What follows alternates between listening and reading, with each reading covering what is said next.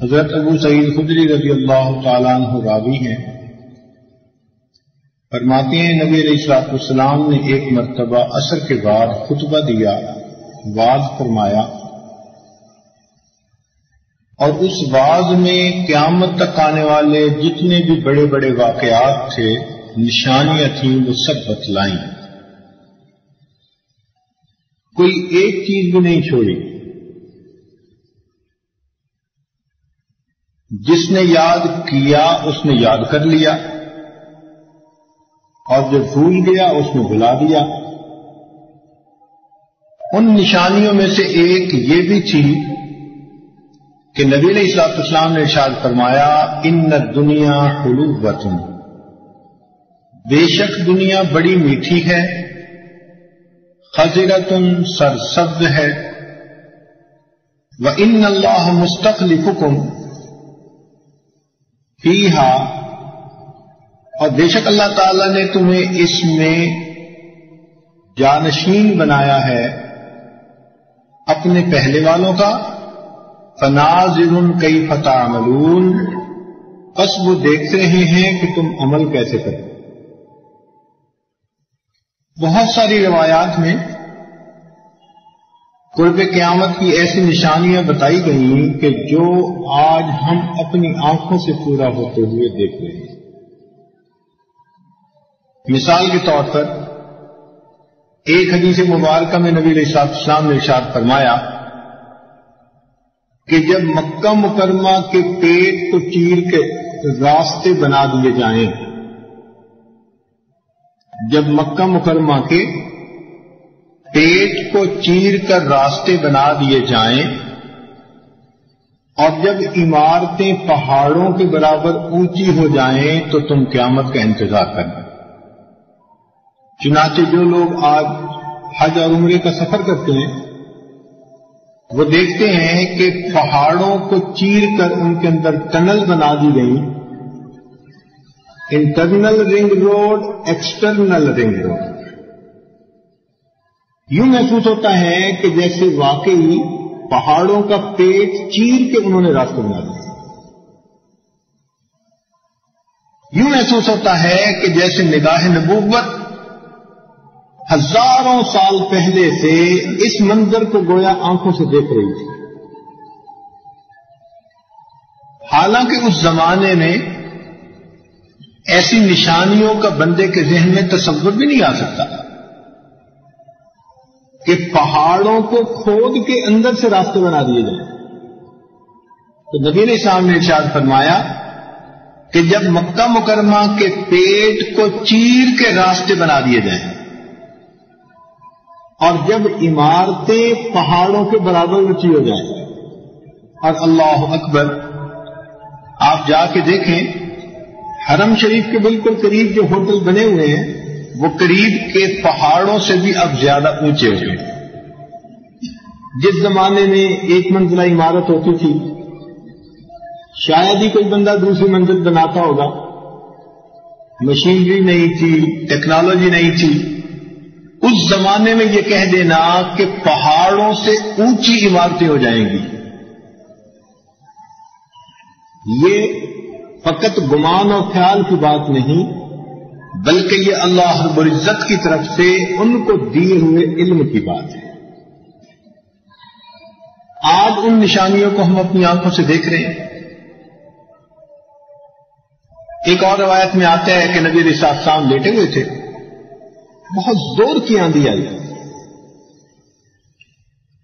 تو ام المومنین میں سے کسی نے، امہات المومنین میں سے کسی نے یہ کہہ دیا کہ کہیں قیامت تو نہیں آ گئی؟ تو نبی علیہ السلام اٹھ کر بیٹھ گئے اور فرمایا کہ قیامت کیسے قائم ہو سکتی ہے جب تک کہ اہل عراق کا کھانا پینا ابھی بند نہیں کیا گیا اور عرب کی زمین ابھی سرسبز نہیں ہوئی۔ تو دو نشانیاں بتائیں۔ معلوم ہوا کہ یہ بھی ایک نشانی ہے کہ اہل عراق کے اوپر کھانا پینا بند کر دیا جائے۔ اور ہم نے پچھلے 8-10 سال میں کیا دیکھا، ایسی پابندیاں لگی اس جگہ پر کہ بھوکوں کو کھانا کھلانا تو دور کی بات، بیماروں کو دوا بھی نہیں پہنچائی جا سکتی تھی.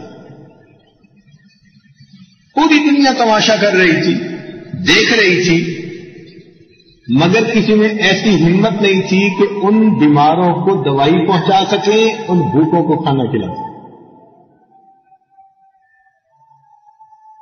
اور دوسری بات کہ عرب کی زمین سرسبز نہیں ہوئی. اللہ اکبر.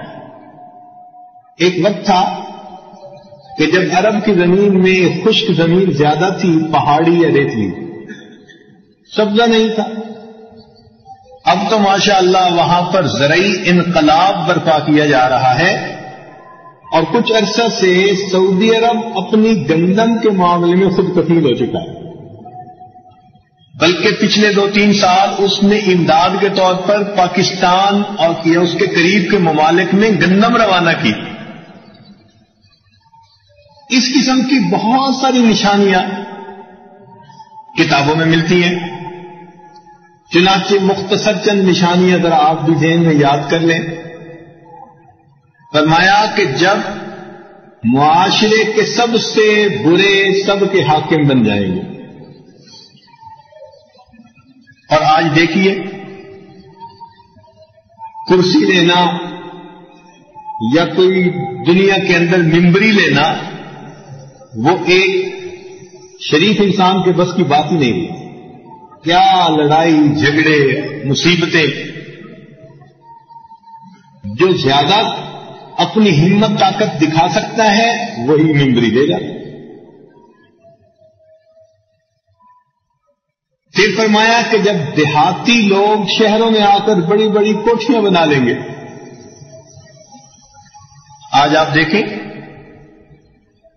ان کے لیے 10 مربے اور ان کے 50 مربے اور ان کے 100 مربے، اور شہروں میں آ کے انہوں نے بڑی کوٹھیاں بنا لی. نشانیاں پوری. جب امانت کے مال کو غنیمت کا مال سمجھا جائے. آج آپ مکان کسی کو کرائے پہ دے کر دیکھیں، چند سال کے بعد وہ کہے گا یہ میرا ہے.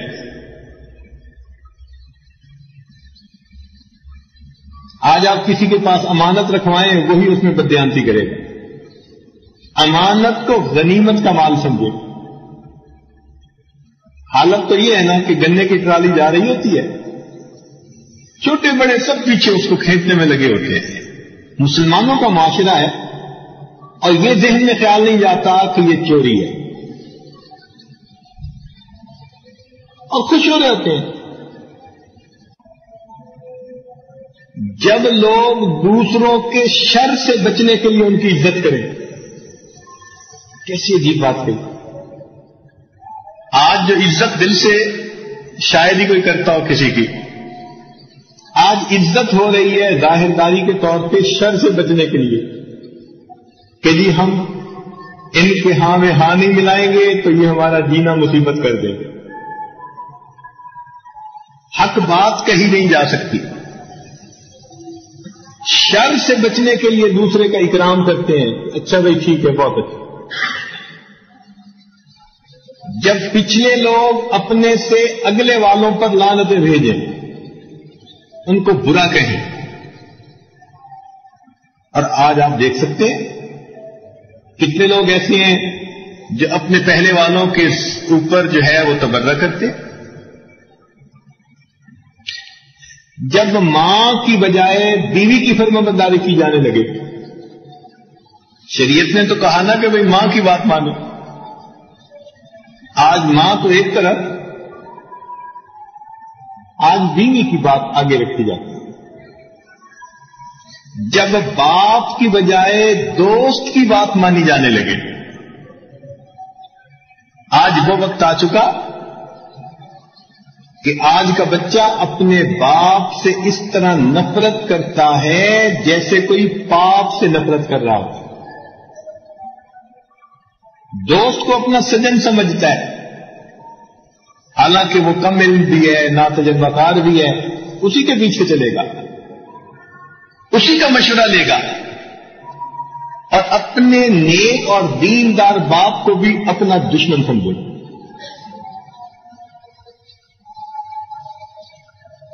جب ماں اپنی حاکمہ کو جنم دے، یعنی بیٹی اپنی ماں پر حکومت کرے، اور یہ تو نشانی ہم نے بھی اپنی آنکھوں سے دیکھ لی. ہمارے ہاں ایک صاحبہ کی حکومت تھی تو ماں وزیر تھی اور بیٹی وزیر اعظم تھی. بیٹی اپنی ماں پر حاکمہ تھی. ہم نے اپنی آنکھوں سے اس نشانی کو دیکھا. جب علماء اپنا ثانی نہ چھوڑے، یعنی ایسا کہت رجال کا دور ہو کہ جو عالم دنیا سے جائے تو اس جیسا کوئی دوسرا نظر نہ آئے.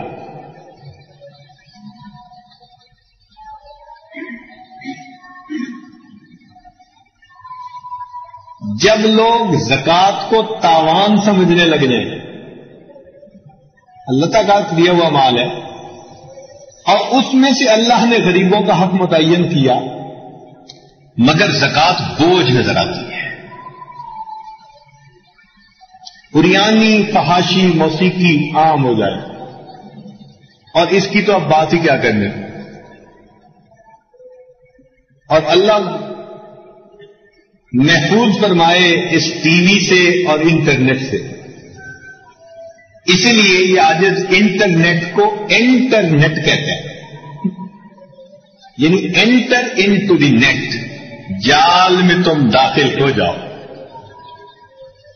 90 سال کا بوڑھا بھی آج انٹرنیٹ کی گندگی سے محفوظ نہیں. اس عمر کے بوڑھے بھی سکرین پہ بیٹھ کے گندی سکرینیں دیکھتے ہیں، ننگی فلمیں دیکھتے ہیں.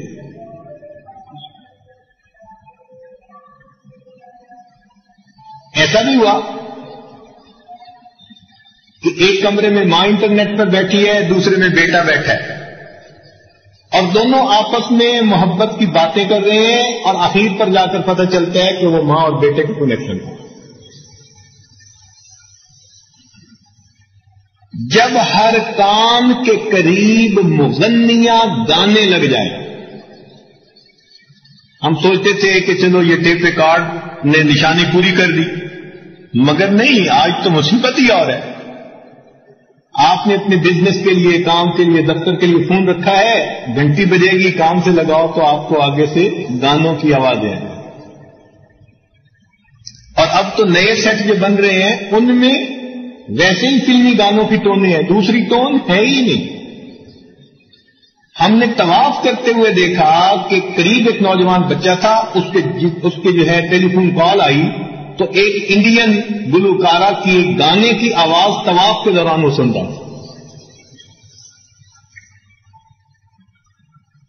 جب قرآن مجید پڑھنے والوں کا قرآن ان کے حلق سے نیچے نہ اترے، بس آواز تک ہے، بڑا بنا سوار کے پڑھیں گے، دل پہ اس کا کوئی اثر نہیں ہوگا. جب مساجد میں شور غل عام ہو جائے، اسلام کا نام رہ جائے، قرآن کا نشان رہ جائے، اس وقت زلزلوں کا آنا، آندھیوں کا چلنا یہ عام ہو جائے. دیکھیے 1400 سال پہلے یہ نشانی بتائی گئی، اور آج ان نشانیوں کو ہم اپنی آنکھوں سے پورا ہوتے دیکھ رہے ہیں. فرمایا پوری دنیا میں افراتفری کا عالم ہوگا، پوری دنیا میں افراتفری کا عالم ہوگا. دیندار لوگوں کو چن چن کے مارا جائے گا. قیامت کی نشانی. مرنے والے کو اپنے جرم کا پتہ نہیں ہوگا. ایک آدمی کو مارا جا رہا ہوگا اور اس بندے کو یہ نہیں پتا ہوگا کہ مجھے کس جرم میں مارا جا رہا ہے. بے گناہ لوگ نماز پڑھنے مسجدوں میں آئیں گے، لاشیں واپس جائیں گے.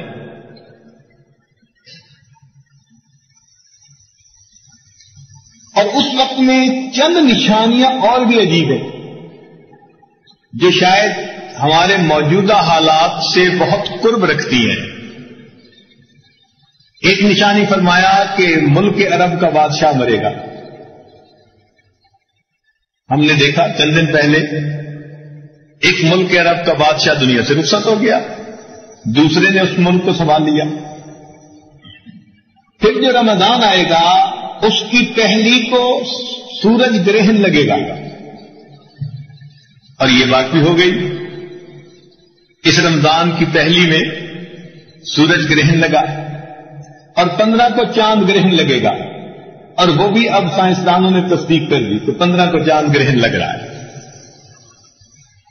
فرمایا اس دوران ایک آواز زمین سے برآمد ہوگی جو پوری دنیا میں سنی جائے گی۔ اب اس کی ایک تفصیل تو یہ ہو سکتی ہے کہ ظاہر آواز ہو، اور یہ بھی تو ہو سکتی ہے کہ جیسے یہ زلزلہ ہوا تو اب اس کی خبر، اس کی آواز پوری دنیا کے اندر گونج رہی ہے۔ تو فرمایا کہ یہ وہ نشانیاں ہیں، جب ہوں گی تو سمجھ لینا کہ اب قیامت بہت قریب ہے۔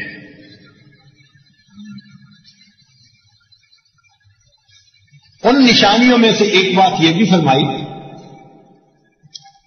ان الدنیا حلوۃ، بے شک یہ دنیا بڑی میٹھی ہے، خضرۃ، بڑی سرسبز ہے۔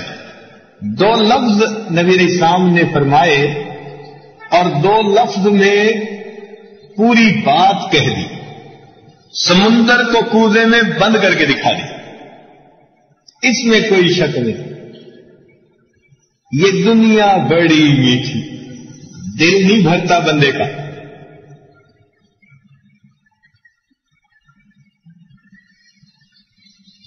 بوڑھا بھی ہو جائے تو جوان بننے کو دل کرتا ہے، مرنے کو دل نہیں کرتا۔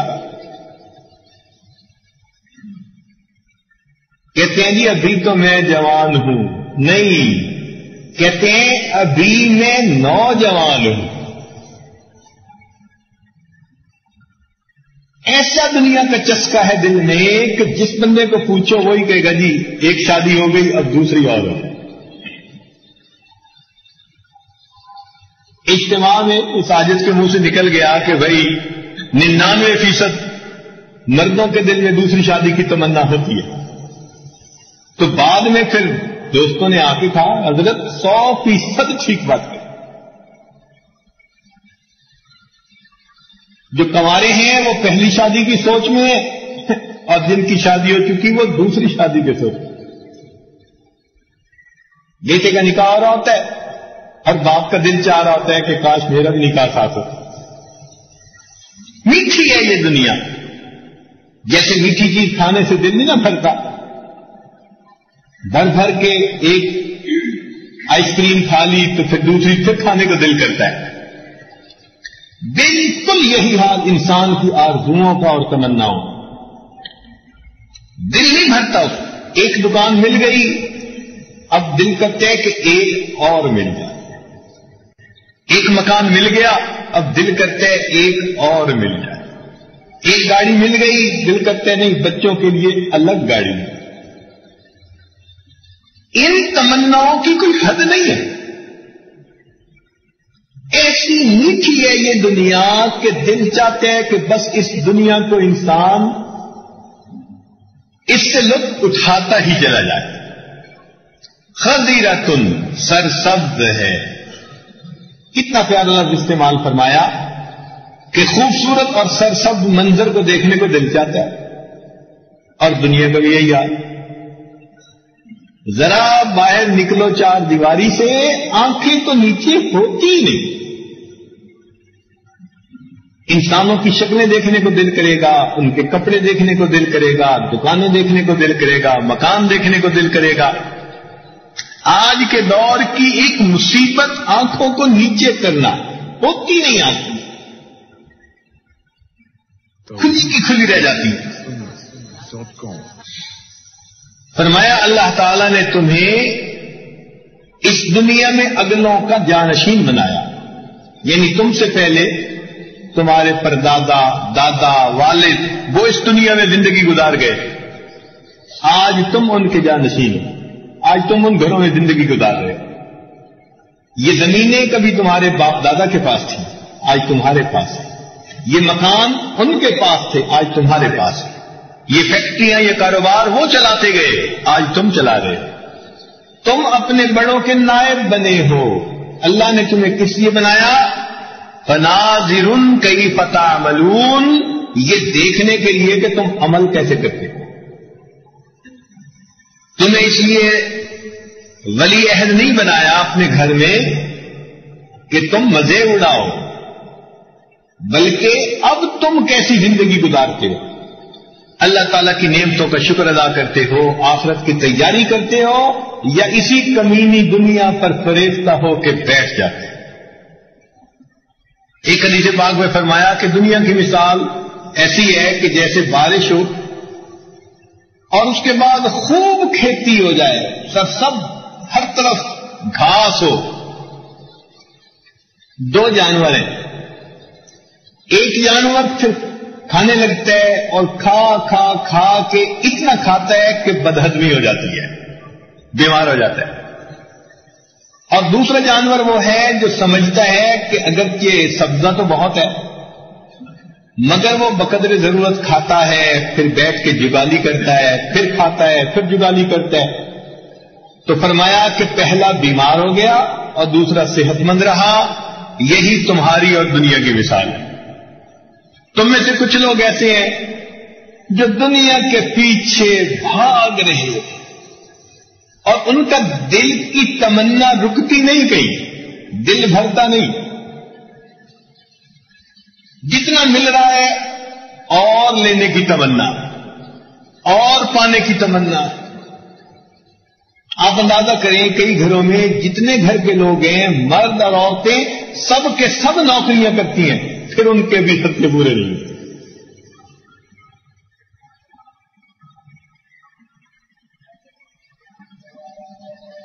ایسی ہوس دل میں آ گئی کہ کہیں قناعت نہیں ہے۔ چنانچہ حدیث پاک میں فرمایا گیا کہ ایک بندے کو اگر اللہ تعالیٰ جنگل سونے کا بنا ہوا دے دے تو وہ دل میں تمنا کرے گا کہ ایک جنگل اور ہوتا، اور فرمایا ایک جنگل اور دے دیں تو وہ تمنا کرے گا کہ جنگل کا بنانے والا بھی میں ہوتا۔ انسان کے پیٹ کو فقط قبر کی مٹی بھرتی ہے اور کوئی چیز نہیں بھرتی۔ جس بندے کو دیکھو وہی اپنی جنت بسانے میں لگا ہوا۔ جنت بسانے سے کیا مراد؟ گھر ایسا خوبصورت ہو، بیوی اتنی پیاری ہو، اولاد ایسی ہو، گاڑی ایسی ہو، کاروبار ایسا ہو، من پسند کی چیزیں پانے کی تمنا میں ہر بندہ لگا ہوا ہے، اور بائی ہک اور بائی کروک مال سمیٹ کر اپنی آرزوؤں کو پورا کرنے میں لگا ہے۔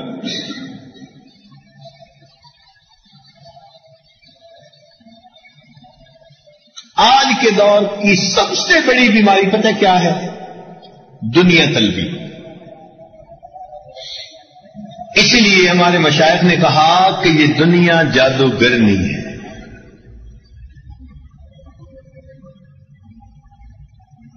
چنانچہ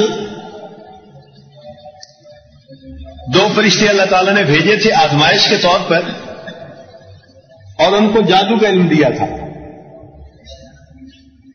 تو وہ جادو لے کر آئے تھے، یفرقون بہ بین المرء وزوجہ۔ اس جادو کے ذریعے سے وہ خاوند اور اس کی بیوی کے درمیان جدائی ڈال دیتے تھے۔ تو دنیا کے جادو نے خاوند اور بیوی کے درمیان جدائی ڈالی، لیکن یہ دنیا کا جادو جب کسی پہ چل جاتا ہے یہ بندے اور اس کے پروردگار کے درمیان جدائی ڈال دیتا ہے۔ یہ دنیا بڑی جادوگرنی ہے۔ یفرق بین المرء وربہ، بندے اور اس کے رب کے درمیان جدائی ڈال دیتے ہیں۔ اسی لیے مال کا زیادہ آ جانا یہ خوشی کی بات نہیں ہوتی۔ مال جب آتا ہے تو اپنے ساتھ وبال لے کے آتا ہے۔ توجہ سے بات سنیے گا، جب مال آتا ہے تو اپنے ساتھ وبال لے کے آتا ہے۔ کم سے کم وبال یہ ہے کہ نبی علیہ السلام نے فرمایا کہ میری امت کے غریب لوگ میری امت کے امیروں سے 500 سال پہلے جنت میں بھیج دیے جائیں. یہ حلال مال بھی ہے, نیکی پہ بھی خرچ ہو رہا ہے, تو حساب کے لیے وقت تو دینا پڑے گا نا.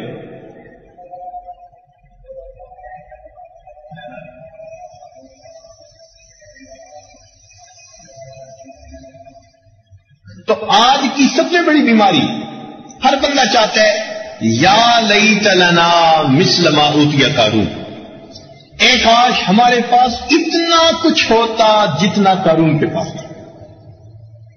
تو قارون کا کیا نتیجہ نکلا؟ بالآخر اپنے خزانوں سمیت زمین کے اندر دفن کر دیا.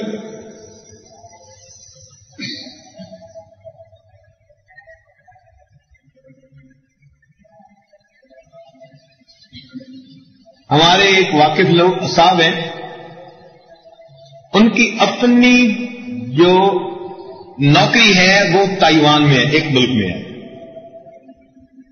اور ان کی بیوی کی نوکری یہاں اسلام آباد میں ہے,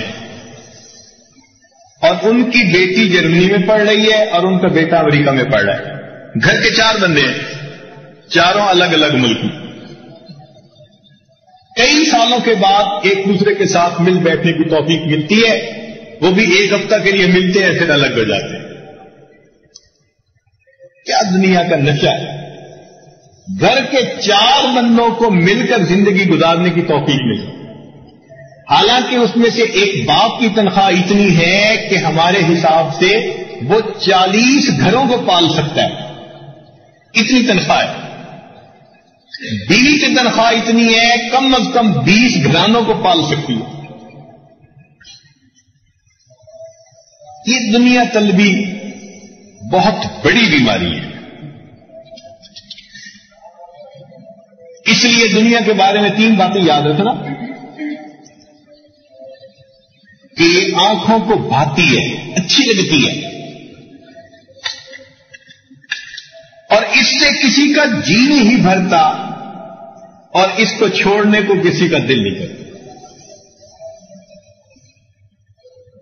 ہمارے ایک صاحب تھے, کہنے لگے جی میرے دادا جان نماز نہیں پڑھتے,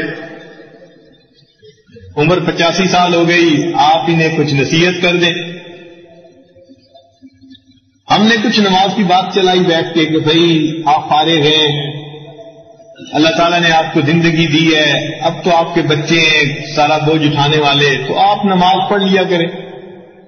تو جب یہ کہا نا تو انہوں نے اپنے گھٹنے کو پکڑا, پکڑ کے کہنے لگے بس اس کے اندر درد ہے, یہ ختم ہو جائے نا تو میں نماز شروع کر دوں گا. یعنی 85 سال کی عمر میں ابھی اس انتظار میں کہ گھٹنے کا درد پہلے ختم ہو پھر میں نماز پڑھوں.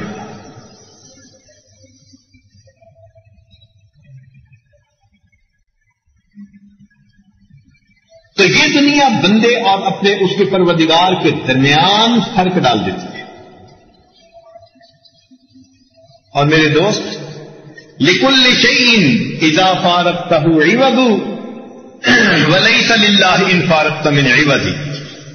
دنیا میں کوئی چیز تجھ سے جدا ہو جائے تو تیرے لیے اس کا کوئی نہ کوئی بدل موجود ہے, لیکن اے دوست اگر تو اللہ سے دور ہو گیا تو تیرے پاس اللہ کا بدل کوئی موجود نہیں.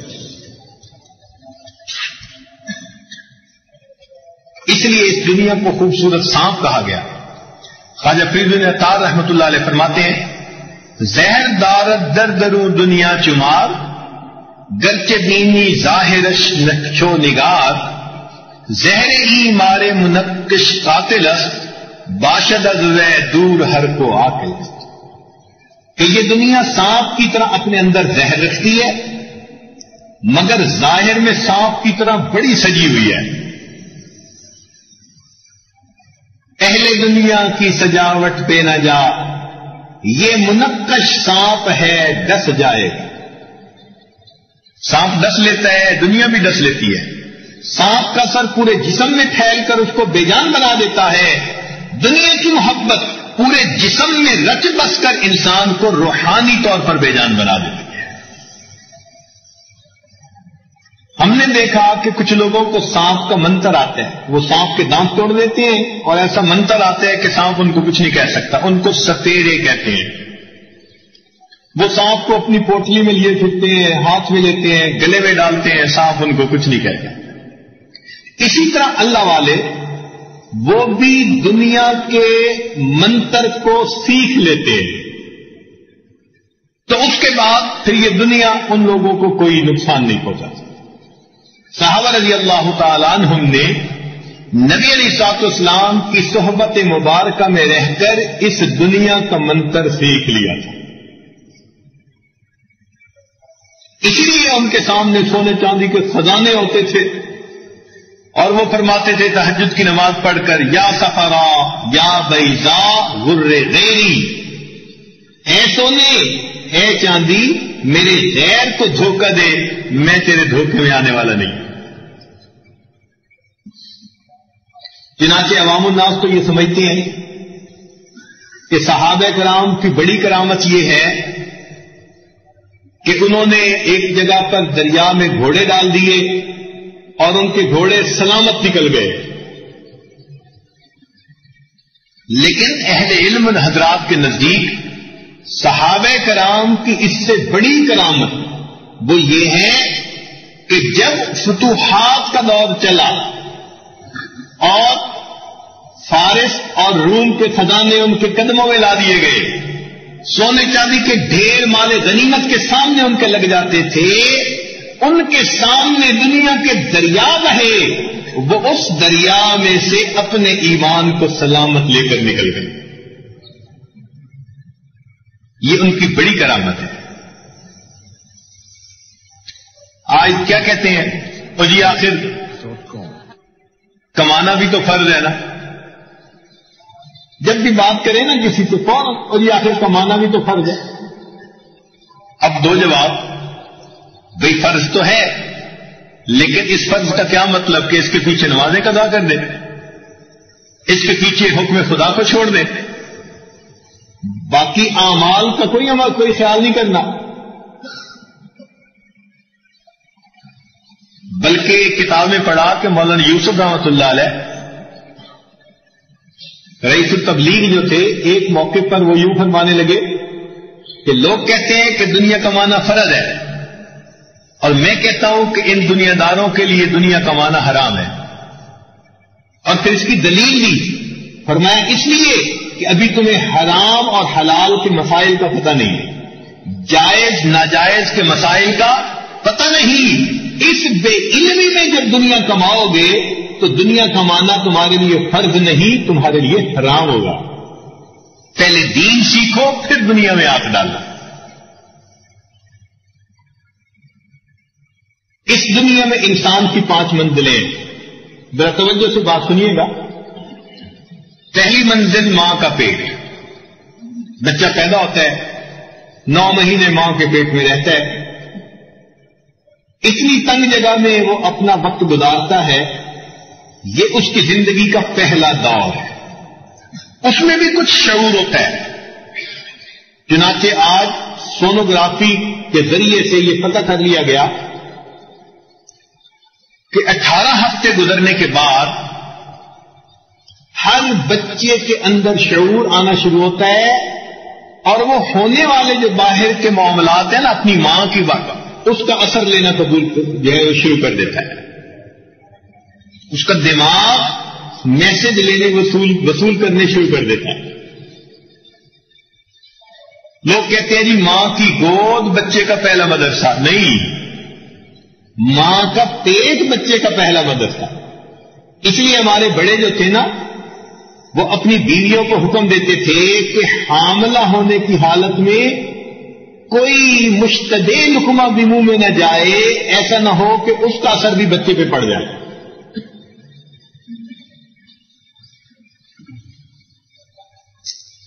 وہاں ماں کے پیٹ میں بچے کی غذا گندا خون، اور وہ ایسی جگہ رحم میں ہوتا ہے جہاں چاروں طرف اس کے پیشاب کا پانی، وہ شاک ایبزاربر کا کام کرتا ہے۔ اگر بچہ پانی میں فلوٹ نہ کر رہا ہو، تیر نہ رہا ہو، تو ماں اٹھ بیٹھ کام بھی نہ کر سکتی، اگر کرتی تو بچے کو نقصان ہوتا. تو اللہ تعالیٰ نے بچے کو پانی کے اندر جیسے ڈوبی ہوئی چیز ہوتی ہے نا، اٹھنے بیٹھنے چلنے پھرنے کا کوئی اثر نہیں ہوتا اس کا، اللہ تعالیٰ نے ایسا کر دیا. اب سوچیں وہ بچہ پیشاب میں ڈوبا ہوا ہے اور غذا اس کی حیض کا گندا خون ہے، لیکن جب وہ بچہ اس دنیا سے باہر آتا ہے تو آتے ہی رونے لگ جاتا ہے. وہ اپنی اس دنیا کو اصل سمجھ رہا تھا اور اگلے مرحلے پر آنے پہ اسے تکلیف ہو رہی تھی. وہ چاہتا تھا کہ مجھے وہی رہنے دیا جاتا، مجھے کیوں اس نئی دنیا میں لایا گیا. حالانکہ اس دنیا کی غذا اور زندگی کو سوچے تو انسان آج ہنستا ہے، حیران ہوتا ہے. جب یہ دوسرے مرحلے میں آ گیا تو یہ زمین اور آسمان کا پیٹ یہ اس کا دوسرا مرحلہ بن گیا. یہاں پر ہم دال ساگ کی چیزیں کھاتے ہیں، پانی پیتے ہیں اور یہ چیزیں ہمیں اچھی لگتی ہیں اور اس پر ہم فریبتے ہیں اور ہم آگے کے بارے میں سوچتے ہی نہیں. پھر ہماری وہی مثال جیسے بچے کی کہ وہ ماں کے رحم کو اپنی اصل جگہ سمجھ رہا ہے اور آگے جاتے ہوئے رو رہا ہے. اور بندے کا اس دنیا میں بھی یہی ہے. چنانچہ اس کی آرزوئیں، اس کی تمنائیں اس دنیا میں ایسی ہوتی ہیں کہ جب آگے جائے گا تو ان آرزوؤں پر اسے شرم آئے گی. چنانچہ ایک بڑے شاعر ہیں، ان کا بیٹا جوان ہو گیا. انہوں نے بیٹے کی دعوت کی خوشی میں اور اس کے دوستوں کو اور اپنے دوستوں کو سب کو بلایا. اور جب بھری دعوت کا وقت تھا نا، اس وقت انہوں نے اپنے اس جوان بیٹے کو ایک عجیب سا کھلونا پیش کیا سب لوگوں کے سامنے. کہا کہ جی میں اپنے بچے کو یہ کھلونا پیش کرتا ہوں. اب باپ جوان بیٹے کو ایسا مزاح کا خیز اگر کھلونا پیش کرے تو سب مذاق اڑائیں گے. چنانچہ سب خوب ہنسے. جب واپس گھر آئے تو بیٹے نے بڑے ہی زیادہ دکھ سے کہا کہ ابو آپ نے تو آج سب لوگوں میں مجھے رسوا کر دیا. مجھے کوئی گفٹ دینا تھا تو میرے حساب کا دیتے، یہ گفٹ دیا. ان کا بیٹے میں نے تجھے آج ایک نصیحت کی ہے. ابو اس میں کیا نصیحت ہے؟ پر میں بیٹے تو ایک مرتبہ چھوٹا تھا، بچہ تھا اور تو نے اسی کھلونے کی مجھ سے فرمائش کی تھی اور یہ کھلونا مجھے مل نہیں سکا تھا تو 2-3 دن مجھ سے بولنا بند کر گیا تھا. اتنا خفا تھا، بولتا ہی نہیں تھا. آج میں نے جب تمہارے دوستوں کے سامنے تمہیں وہ کھلونا پیش کیا تو ایسی بچگانہ خواہش کے اوپر تیرے دوست بھی ہنسے اور تو بھی بہت پریشان ہوا. میں تمہیں سبق دینا چاہتا تھا کہ بچے، جس تمنا پر اپنے بچپن میں تو اتنا دکھی کہ مجھ سے 3 دن نہیں بولا، آج جوانی میں جب تیرے سامنے وہ کھلونا پیش ہوا تجھے خود اس تمنا پر ہنسی آتی تھی. میں تمہیں سمجھانا چاہتا تھا کہ بیٹے اس دنیا کے اندر اپنی کوئی تمنا ایسی نہ بنانا، کل قیامت کے دن جب سب کے سامنے پیش ہو تو ساری دنیا تیرا مذاق اڑا. دنیا میں یہ اس کی تمنائیں تھی. ان سوچوں میں زندگی گزارتا تھا، ان خیالات میں ہر وقت یہ پڑا رہتا تھا میرے بیٹے کہیں قیامت میں مجمع میں تیرا مذاق نہ اڑا دے. دیکھو پہلے وقتوں میں باپ اپنے بیٹوں کو کتنی اچھی نصیحتیں کرے. حدیث پاک کا مفہوم ہے کہ جنت میں اللہ تعالیٰ ایسی غذائیں عطا فرمائے گا کہ جب جنتی لوگ ان غذاؤں کو کھائیں گے تو دنیا کی غذا کا تصور کر کے ان کو یوں برا لگے گا جیسے کہ انسان کو کوئی گندگی کا تصور کر کے برا لگتا ہے. مثلاً آج بچے کو کہیں کہ ماں کے پیٹ میں تو پیشاب کے اندر ڈوبا ہوا ہوتا تھا تو کتنی کراہت ہوتی ہے. تو جیسے آج پہلے دور کی حالت کو سوچ کر کراہت ہوتی ہے، اسی طرح جنت میں جا کر انسان کو اس دنیا کی زندگی کے حالات پر کراہت ہوتی. اور حالت یہ ہے کہ آج ہم اس کے اوپر مٹے جا رہے ہیں اور اس کو کمانے کے لیے حکم خدا کو بھی توڑتے چلے جا رہے ہیں. پھر زمین و آسمان کے پیٹ سے نکل کر ہم قبر کے پیٹ میں جائیں گے.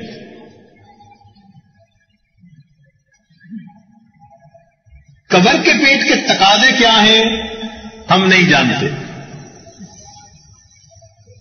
وہاں فقط 3 باتیں پوچھی جائیں گی: من ربک، ما دینک، من نبیک. جس انسان نے جواب دے دیا وہ کامیاب، اور جس نے جواب نہ دیا وہ ناکام.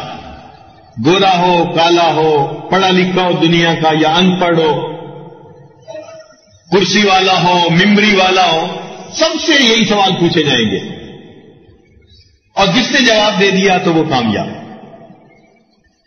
آج دنیا میں رہتے ہوئے جب ہمیں آخرت کے بارے میں سمجھایا جاتا ہے تو ہمیں بات سمجھ میں نہیں آتی، لیکن جب ہم خود آخرت میں پہنچیں گے تو اپنی آنکھوں سے سب کچھ دیکھ لیں گے. ذرا مثال سے بات جلدی سمجھ میں آ جائے گی. مرغی کا ایک انڈا ہے، اس انڈے کے اندر بچہ بن چکا. اب اس بچے کو اگر کوئی جا کر بتائے کہ تم ایک ایسی دنیا میں جانے والے ہو، 6 فٹ کا انسان ہوگا، اونچے اونچے کئی منزلہ تمہارے مکان ہوں گے، درخت ہوں گے، آسمان ہوگا، سورج چاند ستارے ہوں گے. اگر وہ بچہ کہے کہ اچھا میں دیکھتا ہوں کہ یہ سب چیزیں کہاں ہیں، تو مرغی کے بچے کو انڈے کے اندر وہ سب چیزیں نظر آ سکتی ہیں؟ نہیں نہ آ سکتی. وہ کہے گا یہ کیسے ہو سکتا ہے، یہ ممکن ہی نہیں کہ 6 فٹ کا انسان ہو، یہ تو تھوڑی سی دنیا ہے. لیکن جب وہ مرغی کا بچہ اپنے انڈے کے خول سے باہر آئے گا تو اپنی آنکھوں کے ساتھ یہ سب نظارے کو دیکھ لے گا. بالکل اسی طرح اس دنیا کے خول میں رہتے ہوئے، انڈے میں رہتے ہوئے ہمیں آخرت کے تقاضے سمجھ میں نہیں آ رہے. جنت ہوگی، دوزخ ہوگا، میزان ہوگا، اللہ تعالیٰ کے سامنے حاضری ہوگی، کیا بنے گا ہمیں کچھ سمجھ میں نہیں آتا. ہم کہتے ہیں جی کیسے ہوگا؟ کہتے ہیں جی اے جہان مٹھا اگلا کہ مجھے ڈٹھا. ٹھیک ہے آج یہ کہہ رہے ہو، لیکن جیسے ہی آنکھ بند ہوگی اسی وقت آنکھ کھل جائے گی. ظاہر کی آنکھ بند ہوگی اور من کی آنکھ پھر انسان خود دیکھے گا اور کہے گا کاش کہ میں نے دنیا میں آخرت کی تیاری کر لی ہوتی. اچھا ایک اور مثال، دریا میں ایک مچھلی تیر رہی ہے، اس نے گوشت کی ایک بوٹی دیکھی، اس کا جی چاہا کہ میں اسے کھا لوں. ایک بڑی مچھلی قریب تھی، اس نے اس کو سمجھایا کہ دیکھو اس بوٹی کے پیچھے ایک کنڈی ہے اور کنڈی کے ساتھ تار ہے جو ایک شکاری کے ہاتھ میں ہے.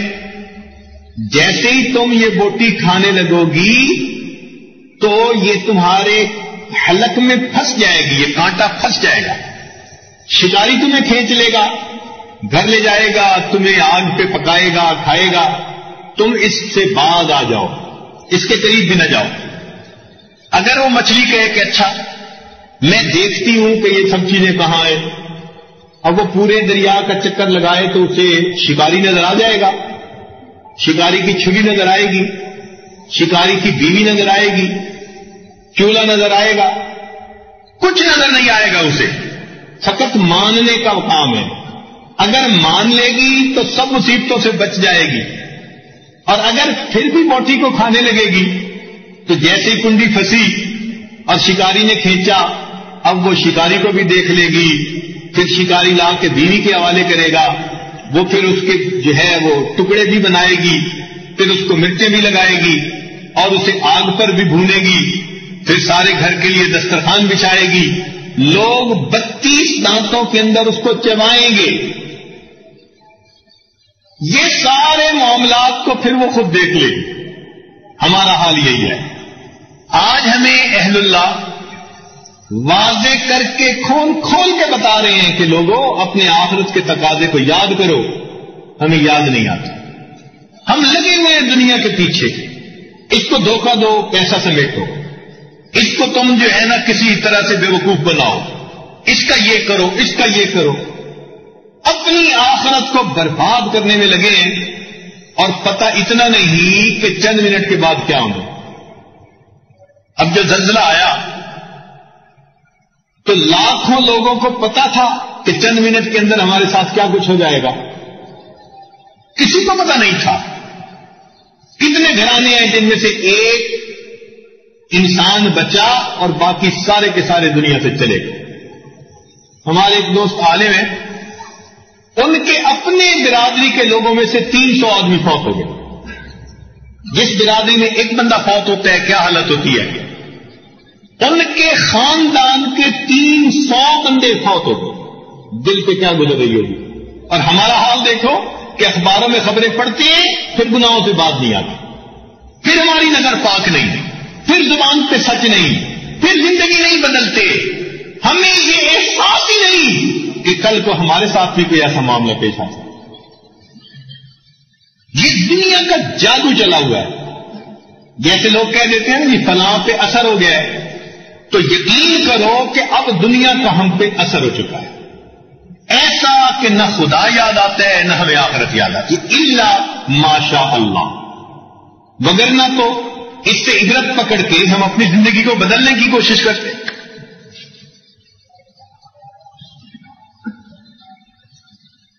چنانچہ ہمیں چاہیے کہ ہم آخرت کی تیاری کریں۔ قرآن مجید میں اللہ تعالی ارشاد فرماتے ہیں وَتَزَوَّدُوا فَإِنَّ خَيْرَ الزَّادِ التَّقْوَىٰ، اور تم اپنے سامان سفر کی تیاری کر لو، اور تقویٰ ہی بہترین سامان سفر ہے۔ تقویٰ کا مطلب پرہیزگاری، نیکوکاری۔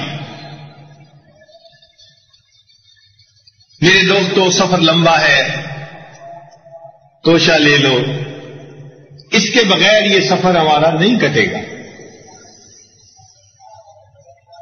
ہماری حالت انہی لوگوں کی ہے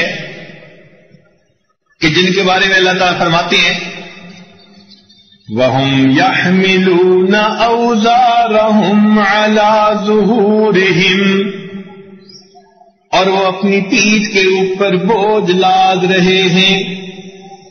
فلاں کی غیبت کر لی، اپنی پیٹھ کا بوجھ بڑھا لیا، فلاں سے جھوٹ بولا، پیٹھ کا بوجھ بڑھا لیا، اللہ کے حکموں کی نافرمانی کی، نماز چھوڑ دی، پیٹھ کا بوجھ بڑھا لیا۔ اگر آپ غور کریں سارا دن ہم اپنی پیٹھ کا بوجھ بڑھاتے جا رہے ہیں۔ وَهُمْ يَحْمِلُونَ أَوْزَارَهُمْ عَلَى ظُهُورِهِمْ، سنیے قرآن فرما رہا ہے أَلَا سَاءَ مَا يَزِرُونَ، کتنا برا بوجھ ہے جو یہ اکٹھے کر رہے ہیں۔ مال چاہیے، چاہے دوسرے کو جھوٹ بول کے لیں، غصب کر کے لیں، ڈاکہ مار کے لیں، یہ کیا ہے؟ اپنی کمر کا بوجھ بڑھا رہے ہیں۔ لوگوں کے حقوق کی پرواہ نہیں، اللہ کے حقوق یاد نہیں، یہ کیا ہے؟ اپنی پیٹھ کا بوجھ بڑھا رہے ہیں۔ اتنے بوجھل ہو کر اللہ کے سامنے جائیں گے تو پل صراط کو کیسے پار کریں گے؟ اسی لیے نبی علیہ الصلوۃ والسلام نے ایک حدیث میں فرمایا کہ میں اپنے بعد 2 بڑے فتنوں کو چھوڑ کے جا رہا ہوں، میری امت کے لیے 2 بڑے فتنے۔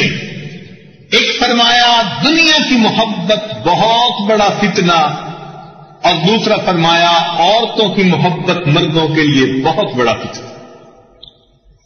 اور آج دیکھیے جو غافل لوگ ہیں وہ تو عام طور پہ عورت ہی کی محبت میں گرفتار ہیں، اور جو دیندار ہیں وہ بھی دنیا کی محبت میں گرفتار ہیں۔ آپ نے کبھی کسی کو دیکھا جو اس لیے بیٹھا رو رہا ہو کہ اللہ میں اب تک دنیا سے محبت کرتا رہا، میرے اس گناہ کو معاف کروا؟ ہم اس کو گناہ ہی نہیں سمجھتے۔ آخرت کی محبت ہو اور دنیا سے انسان کا دل کٹا ہو، یہ عقل مندی کی نشانی ہے۔ التجافی عن دار الغرور والانابۃ الی دار الخلود واستعداد للموت قبل نزوله، چنانچہ ابو ذر رضی اللہ عنہ فرماتے ہیں کہ نبی علیہ الصلوۃ والسلام نے مجھے ارشاد فرمایا، ابو ذر اپنے عمل کو خالص کر کے لے جانا، اس لیے کہ دیکھنے والا بڑا باریک بین ہے۔ اے ابو ذر اپنے عمل کو خالص کر کے لے جانا، اس لیے کہ وہ دیکھنے والا بڑا باریک بین ہے۔ وہ ہمارے عمل کے اندر اخلاص کو دیکھے گا، اس لیے یہ دعا مانگنی چاہیے۔ حدیث پاک میں بتلائی گئی کہ اللہ اسألک نفسا بک مطمئنا تؤمن بلقائک، اے اللہ میں آپ سے ایسا نفس مانگتا ہوں جو آپ کے ساتھ مطمئن ہو، آپ سے راضی ہو، آپ سے خوش ہو، آپ کی یاد میں خوش ہو، آپ کے حکم پہ عمل کر کے خوش ہو، آپ کے تذکرے سے خوش ہو، بس آپ کی محبت میں اس کی زندگی گزرنے والی ہو، حتیٰ کہ تؤمن بلقائک، اللہ تیری ملاقات کے اوپر اس کا ایمان پکا ہو، ہر وقت اس کے ذہن میں ہو۔ آج کسی بھی بندے کو صدر صاحب کوئی بلا لے کہ یہ ملاقات کے لیے آؤ، تو وہ ابھی سے تیاری شروع کر دے گا، اس دن میں یہ کپڑے پہن کے جاؤں گا اور میں یہ بات کروں گا اور یہ کروں گا، اور تیاری میں لگا ہوگا۔ ارے اللہ رب العزت نے ہمیں بھی اپنی ملاقات کے لیے اکٹھا کرنا ہے۔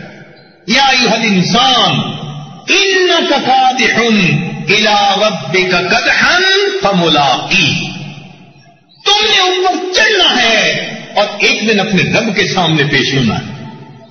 اور اللہ تعالیٰ کے سامنے پیشی دو طرح سے ہوگی، یاد رکھیے، یا تو دوست کی طرح پیشی ہوگی یا پھر مجرم کی طرح پیشی۔ اب ہم اللہ تعالیٰ کے سامنے دوست بن کے جانا چاہتے ہیں یا دشمن بن؟ دیکھیے، ایک تو وہ بھی استقبال ہوتا ہے کہ خامن 2-4 سال کے بعد باہر ملک سے گھر واپس آیا، اب گھر والے سارے کے سارے، کیا چھوٹے بڑے، بیوی بچے، گھر صفا، کھانے بنے، اور اس کے ساتھ مل بیٹھنے کے لیے سب جو ہے مشتاق ہیں، اور اس کا گھر میں محبتوں بھرا استقبال ہوتا ہے۔ بالکل اسی طرح مومن کا قیامت کے دن استقبال ہوگا۔ اور ایک دوسرا استقبال اس طرح ہوتا ہے کہ پولیس کو اطلاع ملتی ہے فلاں مجرم پکڑا گیا، اور وہ بھی اپنے جوتے ڈنڈے تیار کر کے بیٹھے ہوتے ہیں ہتھکڑیاں لے کے کہ آنے دو اسے ہمارے پاس۔ یاد رکھیے، دنیا کی پولیس اپنے سپاہی بھیج کے ملزم کو گرفتار کرواتی ہے، اللہ رب العزت اس دنیا کے مجرم کو اپنے بندے بھیج کے کندھوں پہ اٹھا کے گرفتار کرواتے ہیں۔ یہ جو اپنے رشتے دار ہوتے ہیں نا، سب کندھے پہ لے جا کے حوالے کر کے آ جاتے ہیں، حوالے رب دے، لے او یار حوالے رب۔ آگے بھی پھر فرشتے تیار بیٹھے ہوتے ہیں۔ اچھا، اس لیے زمین کہتی ہے، اے بندے، جتنے لوگ میری پیٹھ پہ چلتے تھے مجھے سب سے زیادہ بغض تجھ سے تھا، تو میرے اندر آیا، دیکھ میں آج تیرا حشر کیسے کرتے۔ اب تو گھبرا کہ یہ کہتے ہیں کہ مر جائیں گے، مر کے بھی چین نہ پایا تو کدھر جائیں گے۔ تو فرمایا کہ ایسا نفس عطا فرما تو امین بلقائک، اے اللہ جو آپ کی ملاقات پر ایمان رکھتا ہو، وترضا بقضائک، اور آپ کی جو قضاء و قدر کا معاملہ ہے اس کے اوپر راضی ہو، وتقنع بعطائک، اور اے اللہ جو تیری عطا ہے اس کے اوپر قناعت کرنے والا ہو۔ اللہ رب العزت ہمیں دنیا اور آخرت کی سرخروئی نصیب فرمائے اور ہمیں اپنے مقرب بندوں میں شامل فرما کر اس رمضان مبارک کی قدردانی کی توفیق عطا فرمائے۔ دیکھیے، دن گزرتے جا رہے ہیں اور رمضان مبارک کا تو معاملہ ایسا ہی ہے جیسے مچھلی پکڑنے والا مچھلی پکڑتے ہیں نا، تو ہاتھوں سے کئی مرتبہ سلپ ہو جاتی ہے اور پتہ ہی نہیں چلتا۔ یہ رمضان المبارک کا مہینہ بالکل اسی طرح۔ اب دیکھیے، ایک وقت تھا کہ ہم انتظار میں تھے، جی رمضان آنے والا ہے، اور آج دیکھیے تو تیسرا حصہ رمضان کا رخصت ہو چکا، باقی 2 حصے رہ چکا۔ ان 2 حصوں میں اپنے رب کو منا لیجئے، گناہوں سے سچی توبہ کر کے اپنی آخرت کی تیاری کی فکر کر لیجئے۔ رب کریم ہمیں اس کی برکتوں سے محروم نہ فرمائے، اور ہمیں اللہ تعالیٰ اس کی برکتوں سے کما حقہ فائدہ اٹھانے کی توفیق نصیب فرمائے. وآخر دعوانا ان الحمد للہ رب العالمین.